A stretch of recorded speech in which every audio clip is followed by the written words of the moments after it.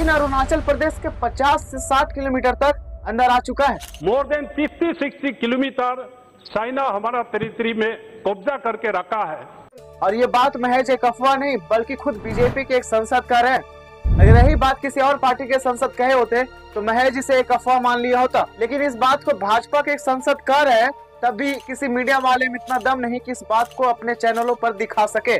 अगर यही बात किसी और देश में हुई होती तो यही मीडिया वाले बातों का भरता बना दिया होता, लेकिन जो बात, जो खबर, जो न्यूज अपने देशवासियों को बताना चाहिए उसे मीडिया वाले अपने चैनलों पर दिखा तक नहीं रहे। ऐसा इसलिए क्योंकि अगर सच्चाई देशवासियों को पता चली तो देशवासी सरकार से सवाल पूछेंगे और फिर सरकार पर दबाव आएगा और फिर सरकार इन लोगों पर दबाव बनाएगी।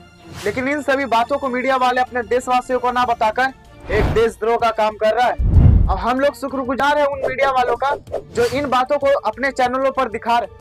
फ्रांस के बाद अब हमारी यूपीआई का डंका यूएई में भी चलेगा। दरअसल हमारे प्रधानमंत्री इन दिनों यूएई के दौरे पर है, जहां बड़े बड़े ऐलान हुए। उनमें से एक ये है, भारत का रुपए और यूएई का जवान नहीं जयवान को आपस में जोड़ने की बात चल रही, जिसके कारण बेहतर वित्तीय सहयोग में बढ़ावा मिलेगा। और इसके अलावा दोनों देशों ने आपस में डिजिटल इंफ्रास्ट्रक्चर प्रोजेक्ट को बढ़ावा देने के लिए एक मेमोरेंडम ऑफ अंडरस्टैंडिंग यानी MOU को शामिल किया। हाल ही में कई देशों ने यूपीआई को अपने साथ जोड़ा, जो कि हमारे देश के लिए गर्व की बात है, क्योंकि यूपीआई जैसा सिस्टम हमारे देश के अलावा और कोई नहीं कर पाया। यूपीआई की सुविधा Nepal, Bhutan, Singapore, Mauritius, France और श्रीलंका जैसे देशों में है। क्या भविष्य में यूपीआई को कोई टक्कर दे सकता है? कमेंट में जरूर बताएं।